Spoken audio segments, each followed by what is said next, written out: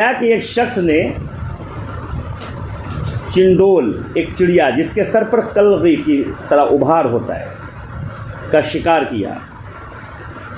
جب اس کے ہاتھ میں آ گئی تو اس نے کہا تو میرے ساتھ کیا کرنا چاہتا ہے؟ اس نے کہا میں تجھے ذبح کر کے کھاؤں گا۔ اس نے کہا نہ کسی مرض کا علاج ہوں اور نہ اپنے تھوڑے گوشت سے کسی کا پیٹ بھر سکتی ہوں، لیکن تجھے حکمت کے ایسے کلمات سکھا سکتی ہوں جو میرے کھانے سے زیادہ تجھے نفع دیں گے۔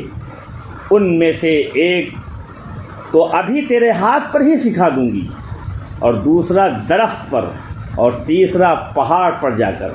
اس نے کہا پہلا بیان کر۔ چڑیا نے کہا جو چیز تیرے ہاتھ سے جاتی رہے اس پر کبھی افسوس نہ کرنا۔ تو پھر جب وہ درخت پر پہنچ گئی تو شکاری نے کہا اب دوسری بات بیان کر۔ تو اس نے کہا نہ ہونے والی بات کا کبھی یقین نہ کرنا۔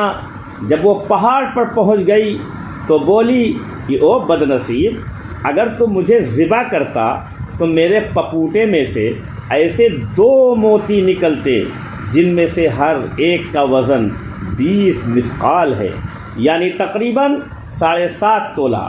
یہ سن کر شکاری اپنے ہونٹ چبانے لگا اور بہت ہی زیادہ افسوس کے ساتھ اپنے ہاتھوں کو ملنے لگا۔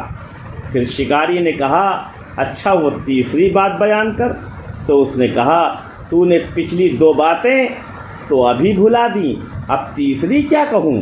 کیا میں نے تجھ سے نہیں کہا تھا کہ جو چیز ہاتھ سے جاتی رہے اس پر افسوس نہ کرنا اور نہ ہونے والی بات کا کبھی یقین نہ کرنا؟ میں اور پر سب مل کر بھی 20 مثقال کے نہیں ہو سکتے، اور تو نے اس کا یقین بھی کر لیا اور ہاتھ سے نکل جانے والی چیز پر افسوس بھی کر لیا۔ یہ کہا اور چڑیا اڑتی بنی۔